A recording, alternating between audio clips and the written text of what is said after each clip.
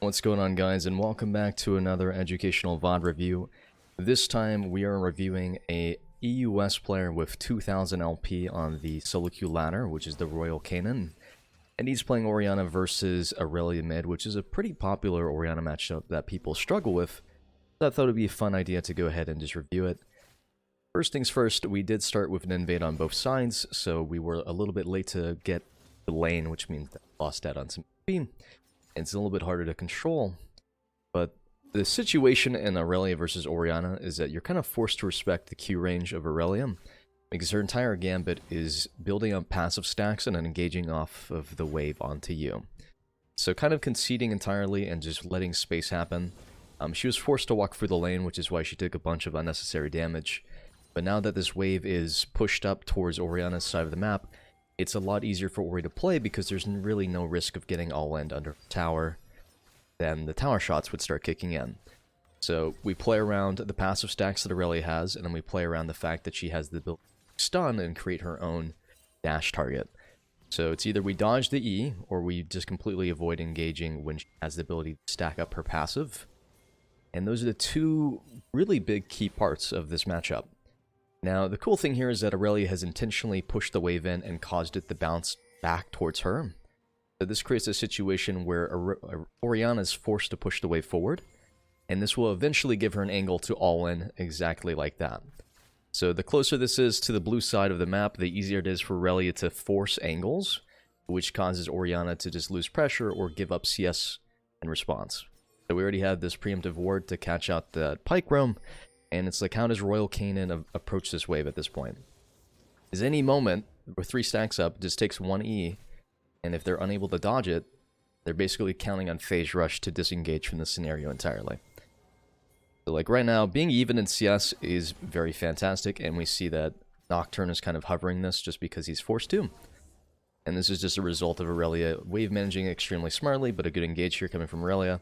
Again, even if they trade equally here, D-Shield will drain tank all of that back and give up infinite sustain.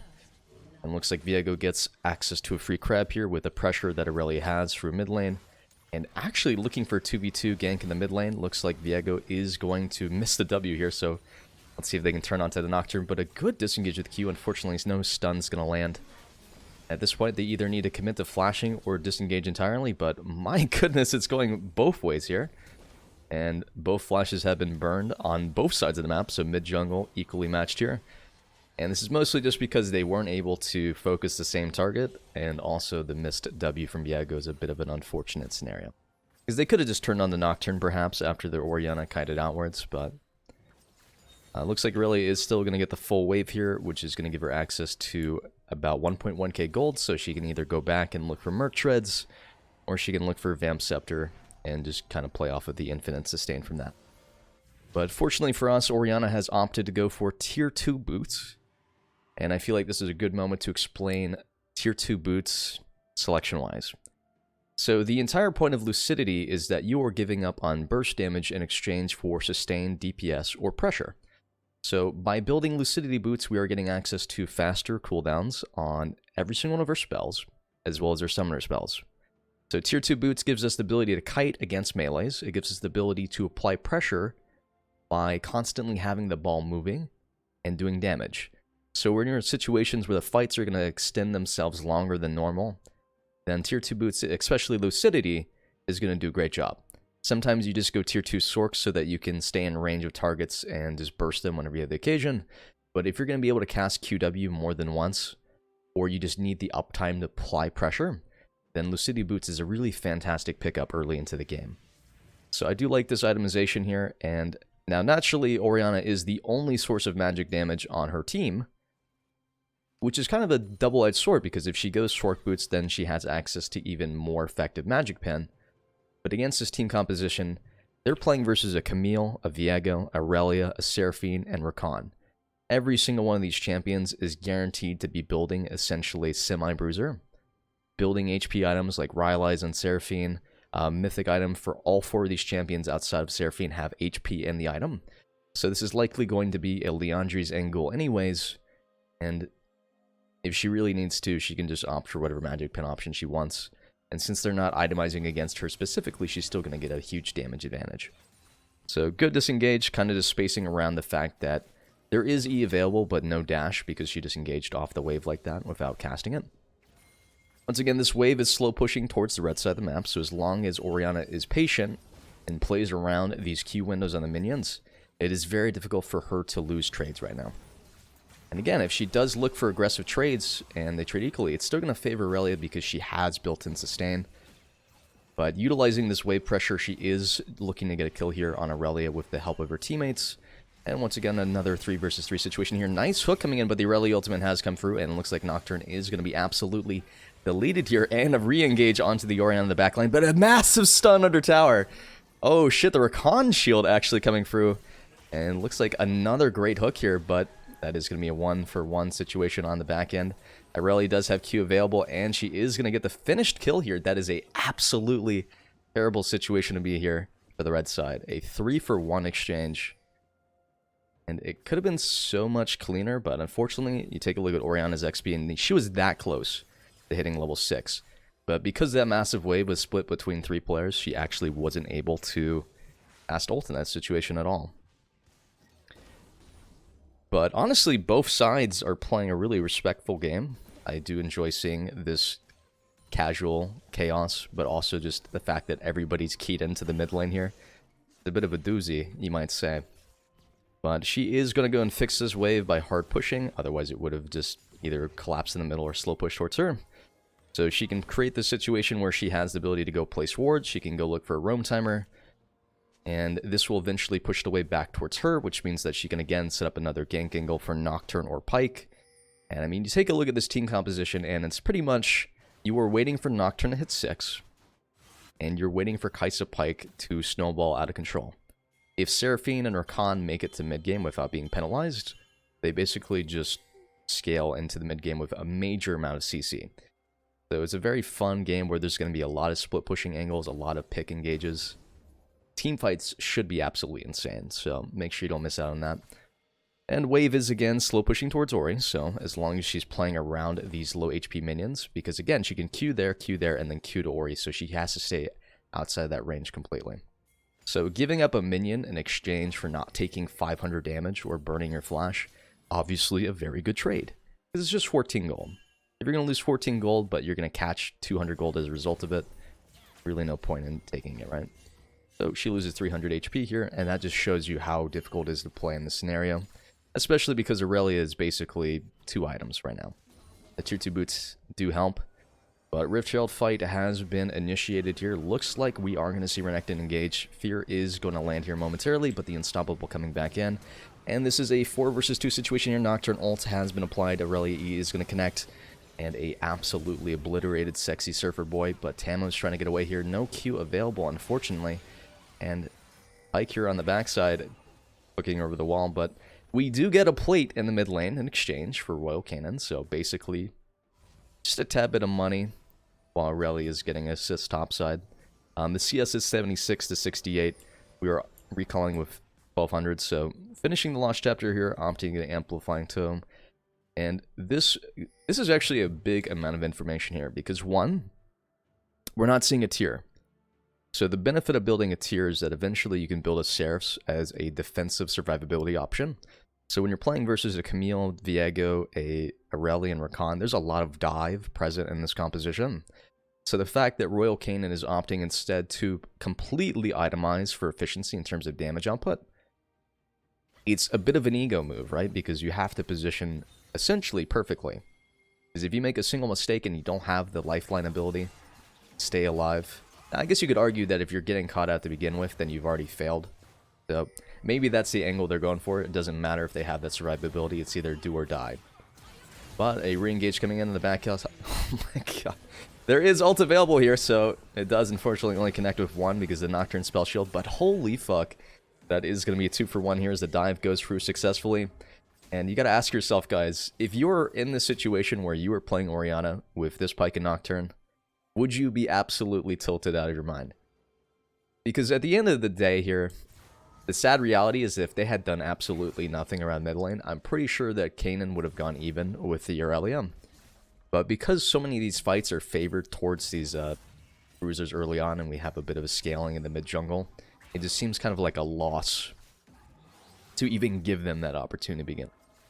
Like, they had some pretty cool angles, but unfortunately they're just losing these fights, either due to their champion design and maybe just some misexecutions. But 4-0 Aurelia and a 1-2 Orianna at the 10-minute mark, that is a bit of a tragedy, one might say.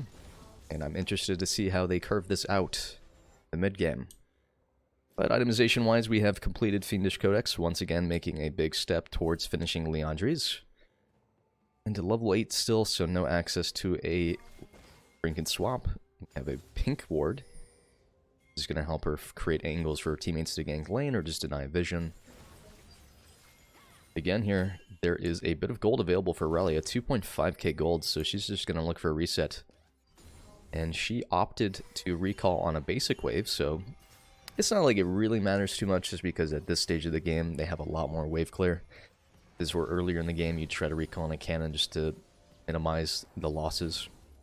But by keeping Aurelia here, they are technically equal in terms of itemization, so this is a very good dragon timer from them, because they do have the information from the ward topside, the fact that Aurelia isn't able to 2v2 as effectively here. So a secure dragon, immediate ult from Nocturne, looking to engage here in the bot side, and the Pike gold is going to be huge help in equalizing the game. But a current 4 versus 2 situation, or sorry, 3 versus 3 situation, Royal Cannon being engaged on nice ultimate to disengage, and a sidestep onto the Aurelia. Very good stuff here on the backside, and looks like another Pike ult is going to go off. And at this point, Aurelia ult does not connect. She does have full itemization purchase here. Blade the Rune King is available. Fear is going to be walked out of. And unfortunately, it looks like Rakan is going to be able to find the hook. Stunned under tower. This is going to be a big shutdown going over the Nocturne. That's honestly not even the worst. Alright, let's go back. I'm going to go back 30 seconds just for the sake of 23.7 to 20.9. So let's go and see what the major gold was before this play.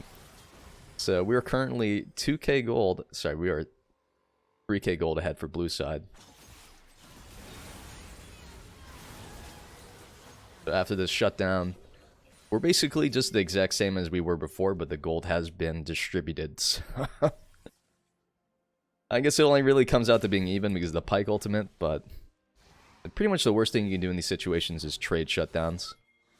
Because you're giving the enemy a way to access these items that may make or break certain situations for them. Because they had such a massive item lead on so many players, but at this point everyone can recall and find their major items.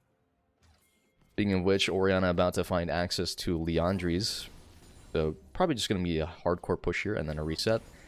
Doubt we're going to be staying for the plate just because we have this massive item available to us. Overstaying here would just result in us delaying our power spike. So a good and efficient recall. Royal Cannon. And we are going to see the completion of this item in approximately 5 seconds. Absolutely diabolical here. Again, important to note that there is no tier available. There is no Dark Seal, so we're playing effectively for scaling. And the Renekton getting a bit bodied in the top side here, so we have pretty much a bunch of chaotic lanes. Rift Herald has been slammed down in the mid lane. But now that we have access to Liandry's, our damage output is incredible. And a great engage here, but wow, the Aurelia W just cutting that damage in half. Fortunately, with the sustained DPS, we can find the shutdown onto Aurelia. And even if it's a 1-for-1, that is, again, just continuous shutdowns onto the Aurelia, which is exactly what you need in these scenarios. Forcing number advantages is the easiest way to claw back leads, especially when you're doing it on your own terms. So, good positioning and good opportunities being taken here. And this is how you claw your way back in the game, especially with a gold deficit. It's a very, very important kill for them. And then let's go and take a look at the objective timers. We have Dragon in 2 minutes, so probably something that will be pretty impactful this game. Another gank going to top side, immediate ult coming in from Renekton to start shredding away. And Nocturne on the side here, but look at the damage output coming in from Renekton, trading flashes. And we have Pike and Ori rotating from the mid side here, so if they're able to get behind this tower, they can threaten a tower dive. Something they can pretty much do if they just hold the Nocturne E. At this point, no Pike ult available, so immediately flashing to get vision. Another kill going over the cannon. Tanking the tower here on the backside, but a... Okay, stopwatch is available, but holy shit, Camille. Okay, yes, she walked over the ball, got hit with the dissonance, and that's another shutdown going on to Kanan. Very, very good results for us in the mid side. 1.7k gold available. We are seeing a Oblivion Orb completed here. And another Fiendish Codex. What this could build into, we have no clue. It could be a Danya's. It could be a Cosmic Drive. It could be a Banshees. Who knows? There's so many options. But Orianna heading bot side to catch a wave of seeing the action break out in the mid lane and the likelihood of a team fight. She's just going to rotate here because she has ultimate available. A engage coming in and just being predicted, but a fail of an ultimate. Unfortunate shockwave does not connect. But with the shielding, she is going to get assist, which is going to make it worth her while. And again, heading towards bot side to catch this wave, and then another action happening in the mid side. And it's upsetting. This is exactly what it feels like to play side lane as a mage, is you start walking towards your teammates, and then they back up. And then you go to any other lane, and then they start fighting for no fucking reasons. Another dive coming in. A nice flash onto the Viego W. We do have Kanan rotating into the mid side. I don't even know why I'm saying mid side so much. It's not even a real fucking term, but the mid lane. Okay. But at this point, Kaisa is dead, so her catching mid lane is not a bad thing here. 350 gold in her name since we have reset and purchased. And Oblivion Orb has done a grand total of 0 healing reduced so far. I mean, she's only used her shield button since she's gotten into this match, so... Looks like we are going to see an engage over here, and looks like Pyke is going to go down again. But the good news is we see 4 blue players committed on the top side of the map, and that is going to be a free dragon. Out of combat move speed is especially important on Nocturne Pyke. Pretty much anybody looking to find a angle, so... I'd say that this is a worthy trade. You're trading 300 gold in exchange for a objective that scales up into a Elder or Soul. Now they do get Rift Herald here. But again, if you're going to be losing a play anyways, it is important that you're at least exchanging something for it. So red side has basically been trading as much as they could in the situation, and this looks like a pretty big bait here. But 3 versus 1 situation, Nocturne pulling the trigger here, waiting for the fear to break out. Looks like Aurelia being dodged once again, using the ult to disengage, and the CC stack is going through. Another shutdown onto the Aurelia. And the TP of Seraphine is going to be wasted here. They are going to be able to get in catch range of here, using the ult as a way to reposition and pulling Seraphine back in. But it looks like the Rakan is going to find a pretty cool re-engage. Actually, Seraphine getting the kill here with the Leandri's proc. 2 versus 1 situation now, as Pyke has essentially disengaged, but Sexy Surfer Boy is going to find his way out. Nice hook coming in from Pyke, but looks like Aurelia, or Camille is going to be able to ult it away. And Tamo's looking to stay in range for the damage, but a hook shot is going to get her out. E is available. Re-engage coming in from Viego. Another chaotic action here as a teleport is coming in from Aurelia once again. Tamo is re-engaging on the backside here. Unfortunately, not able to find any damage as Pyke is going to be going down. And Kaisa in a 2 versus 4 situation here, turning onto the Viego and ulting over for the wall. And looks like she is going to be absolutely eviscerated here, as blue side has claimed victory in the final run here. But Orianna TPing into the mid lane, looking to exchange information of 4 players to get a tower in the mid side. Oh my god, the mid lane. But unfortunately, Seraphine resetting into the mid lane at the exact same time since they exchanged death timers.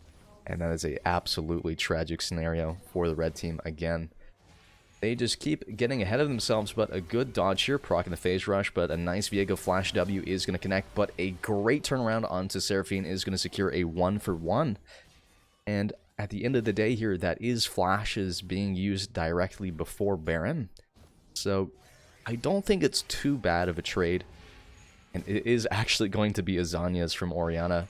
And I don't think this is a terrible purchase, because if you think about it objectively, if you had gone the Seraphine or the Seraph's option, it gives you the ability to stall for time, right? You get HP, you get the lifeline shield. You're basically just stalling for your teammates to kill whoever's on top of you. And Zanya's does the same thing, but with even more security, because you are completely denying the Camille engage, the Rakan engage, or the Aurelia engage if you play correctly. So I don't think this is a bad purchase whatsoever. I think that's a pretty interesting way of playing it out. Again, another nasty team fight over here, but Aurelia killing herself once again for these plays. 2 for 1 isn't a terrible deal. But it looks like Orianna has only one option here, but it is going to be catching top side, stopping Camille from taking another tower here. Dragon available in 2 minutes. I imagine that's what we're going to be playing for. But getting another wave here is going to progress our build, and a Nocturnal coming in for the 2 versus 2 situation. Viego making a clean escape, but maybe Rakan will get away. Fortunately, Zubac with the additional camouflage move speed is going to make it away, and Rakan also making it away, but looks like Viego stopping to take the crab, but Seraphine has rotated. A nice ER, getting a 2-hit here. Massive turnaround, and the Orianna Shockwave finds a massive purchase here. 2-man ultimate, and they do actually secure Sexy Surfer Boy. And Viego kills himself for another shutdown going over to Pyke. And honestly, if they re-engage with Pyke here, they do have an opportunity to find another kill on the Seraphine. They just need to keep spamming Dissonance. That is going to find its way, and the ult going through. Massive damage. Once again, looking for Rakan here. E is available. And that is going to be engaged onto the Orianna. Unfortunately, not able to dodge it. Looks like she is going to be engaged on here with the greatest Fury of 1,000 Suns. The Zianni's will not be enough to save her life as she goes down, but Pyke is an absolute mad lad, putting more gold onto his team. I actually have to find out. That is 2,100 gold that Pyke has generated for his teammates. They're currently down 6k gold, but it would be 9k gold without Pyke. I mean, he also has 8 kills, which you could argue is 2.5k gold, and the shutdowns in of itself. You know, let's just say Pyke that's kind of popping off a little bit. Let's say that. Besides the whole 8 deaths thing. But it's not like his team was playing exceptionally well. 3 versus 1 situation here. This is exactly, again, what you need to do is overload repeatedly. Aurelia has basically given over 5 shutdowns in a row doing the exact same thing, and you got to stop and wonder, when do you stop? When does it stop? When do you stop making the same mistake? You are up to their tier 3 with your entire team in base, and you are dying with a shutdown. But 3 versus 1 situation breaking out again as Orianna catching sidewaves, looking to finish our third item here. We have a needlessly large rod. This stage of the game, I imagine that this will be a Rabadon's Death Cap just for the AP efficiency. She could arguably build a Shadow Flame here, but it's not going to be as effective because she didn't build Magic Pin anywhere else in her kit. So it's going to be a lot better for her to just double down on the full AP. Find out what she optimizes for in the big game. But again, another dragon going over. It is a Ocean Soul, but the teleport coming in from blue side. This is going to be Camille. It looks like the target is Orianna. Will Royal Canin be able to get out here using the Dissonance as a pre-disengage? And unfortunately, Nocturne is not close enough, but using the Shockwave to bounce her back, and the damage output is actually insane. Another shutdown going over to the red side here as they clean up Joe Biden Hot Dog 85. We have actually reduced 900 healing this game on the Oblivion Orb. This is where you guys in the comments tell me if you think it's worth it or not to build Oblivion Orb second in the situation. You think it was a good purchase? Also remember to subscribe. Thanks.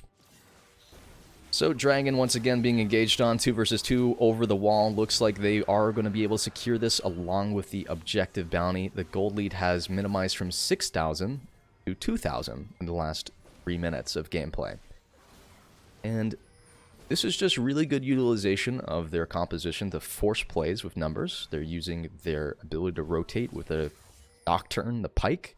But this is also just the blue side playing extremely poorly because they keep giving them these windows of opportunity because they're just being lazy.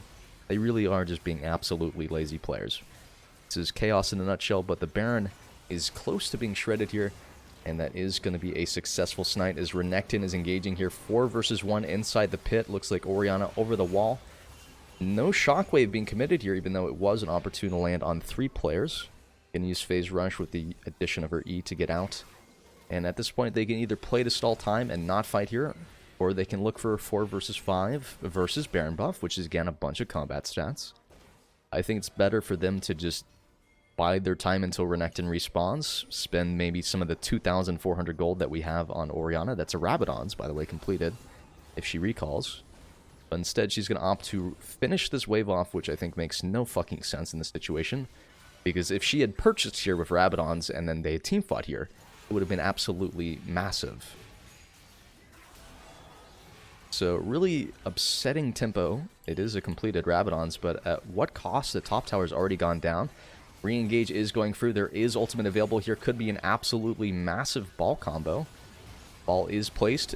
Does find one, just the Seraphine. And at this point, we are just playing front to back here on the left side. Fortunately, able to turn 4 versus 1, and they are just going to go ahead and print. Danya's is still available, but opting to flash instead, and that is a forced engage under tower here, as Renekton goes absolutely ham in the background, and now a 4 versus 3 situation. If they're able to find a stun, they can just go ahead and play through it. But just finding the pick damage at the back end, and Pyke is executing the opposition with such precision, using the ult to reposition the E. Phantom Undertow is going to find Perkz again, and Royal Canin is going to pick up the kill here onto Rakan. That is a absolutely brutal team fight. And I think I would have preferred had they played to defend the tower with the Orianna ultimate, because they would have been forced to basically walk up to it. But this ends up just being a overall good overextend. The fight lasted long enough to where every single time they found an important lockdown on a player, they were able to convert it. They just have so much damage available with an Orianna, Renekton, Kai'Sa, the Pyke for the execute. So with this massive gold exchange going on, we have found our way to the Blighting Jewel of Void Staff. And again, 1600 HP denied on the Oblivion at 25 minutes. And we do find Joe Biden Hotdog 85 in the side lane here. It looks like blue side is repositioning bot side, but the Phantom Undertow is going to be stopped. But the Q, oh my god, that is fucking... Okay, Aurelia engage on the backside. TP has gone through, but looks like it is going to be able to go pick up. So much action happening. I have no fucking clue what's going on. Looks like the Seraphine ult is going to be an absolute botch, as Rakan is going to be following up an engage here, flashing in the backline, but there is no follow-up whatsoever, so it's a waste of an engage, as Viego desperately trying to reach Kanan, but the positioning with the Phantom, or sorry, the Phase Rush is just too oppressive here. And looks like this is going to be a reset. Could be an immediate TP back after just clearing out this top side, but this is a completed Void Step after she has finished farming this, so Royal Canin at this point is an absolute fucking machine of destruction. So, anytime she actually finds a two-man ultimate, it is going to obliterate their front line. Because again, you take a look at the itemization here for blue side, and you see not a single magic resist item for this team, besides the Radiant Virtue, and of course the Null Mantle onto Viego. So, it makes sense, right? Because there is 480 champions on the red side. And Royal Canin knows this, so he can basically do whatever the fuck he wants without being at risk of losing DPS. So as long as he stays alive and does damage, he is fulfilling his obligation in these teamfights. He is playing only singular ultimates, but he's not getting overzealous and getting 100 to ode looking for deeper ults, which I think is a good thing to appreciate about his game style. But Dragon, in 24 seconds, we are going to be grouping through the middle of the map, and the reason why we do this is because it gives us the ability to pressure multiple objectives on the map, and using the minions can help you reclaim vision with your wards. If we go for these jungle chokes, there's a chance of just getting absolutely destroyed by the Seraphine ult. But Rakan engaging here and missing on the backline, but amazing shockwave is going to connect on 2, and that is going to be an absolute cleanup of a fight. Doesn't even matter if they engage on Kanan, because he's got the Zanyas available. And we're going to go in freeze frame and go back here, because I just got to watch this happen again as they overextend, get completely obliterated. The QW doing 60% of their health before the ultis connects and sends them into the afterlife. But that is not who you want to be engaging on. The Pyke is not the priority target here. I hate to break it to you guys, but Pyke is a irrelevant force right now. Aurelia desperately trying to run away here, and looks like Pyke with the 9 billion move speed is going to have some words to say about that. Aurelia is just trying to pull red side away from taking any objectives, and again, just QW at max range is going to clean up the Aurelia. Now, this dragon is again important, but no smite to contest. Sexy Surfer Boy should be fine to secure this. Doesn't choke. Joe Biden Hot Dog just doing a little drive-by here. And actually forcing the Orianna TP, which I guess is a pretty significant pickup. There is no potion or elixir available. She's got 1k gold. And freeze frame. 1 player, 2 player, 3 players. 3 players on their side of the map here. Do we think that this is a good decision from Orianna to be overextended at this point? Who knows? We'll find out. He doesn't connect, but Rakan is almost in range for a potential re-engage here. Instead, she's going to opt to run away here. And she pretty quickly realizes that it's not worth looking for. Had she found the first Q, she definitely would have all-in with the ultimate. Sometimes you're just not given those opportunities. So we should see... Actually, blue buff being sniped by Pyke, so... Kanan just TP'd and already feels like recalling. No mana available because we don't have access to that tier item, so we gotta be very careful about how we use our resources. Fortunately for her, we have access to some pretty cool tools to regenerate mana, which is Ocean Dragon Soul. Baron has spawned, and now, so at this point we have to once again apply pressure in the middle and top side of the map. This inhibitor does apply a lot of pressure to red side because it forces them to hunker down and give up control of the top side jungle. But a immediate engage here, immediately deleting the Kai'Sa. Kai'Sa items available on Viego might cause her to die here, but disengaging with a nice ult over the wall. Rakan. It's a brutal situation here. They find the pick, but it doesn't really mean anything. They should just let Camille take the bomb side of the map. That is going to be a trade-off, giving away the Rakan in exchange for the Kai'Sa. Camille is continuing to take the base here. They got to hopefully answer this. If they don't, they're just going to lose another inhibitor here. Seraphine getting 1v1'd by a Pyke in the backline, but Nocturne finding the engage angle, and it's just going to be a perfect 2v2 for them because, again, overextension. Really coming in, finding amazing marks here, but is she going to be able enough to 2v1 the situation against that CC? No, it's just getting stacked out. Fortunately for Orianna, I'll go and take a look at that just because this is supposed to be an Orianna review. So... base tanking it, basically immediately ulting, which I think ends up being a good thing because when you're playing around the ultimate, eventually the Camille just presses R. So leading with a self-ult there kind of doesn't give her time to react to it at all, even though she should have been expecting it. And able to brute force through that damage. 3k healing reduced on the Oblivion Orb. And that is going to be a successful Baron pickup for red side. We do also have access to the Oceans for that additional sustain. And at this point, with this additional amount of money coming in from Baron dying, we can buy whatever the fuck we want. At this point, she's just continuing to grab resources. I think this is to buy an elixir on reset. And at this point, with this team composition, you just kind of have to look for a go angle. They do have to be very careful here, because if they make a single mistake, or they overextend, or they just don't use their resources appropriately, they can just get inhibited again for free on a side lane split push. So I wouldn't be surprised if they committed to like a 4-1 angle where Renekton holds down one of these inhibitor lanes and they just force 4v4. They do outright win 5v5 at this point, even if Seraphine... I guess if Seraphine lands like a 5-man ult into a 5-man beat drop, they could win. But I think they just have a little bit too much disconnection on the blue side here. They haven't really had a strong team fight in a while here. And Pyke, again, finding a free engage here. Looks like the shockwave is available if he gets close enough. Again, she's just standing behind Nocturne, using him as a way to push up space. At any given point, this guy could hit the R button and just fly in and then pop the shockwave as a result of it. Renekton holding down the bot side. Looks like Camille's looking for the split to maybe force them to recall and deal with it. But if they find this inhibitor, they can just rotate into the bot side with Renekton. And they still have Baron recall to just defend it and TP back with Ori or Renekton. So the faster they do this, the better. Because you need to put pressure on this map.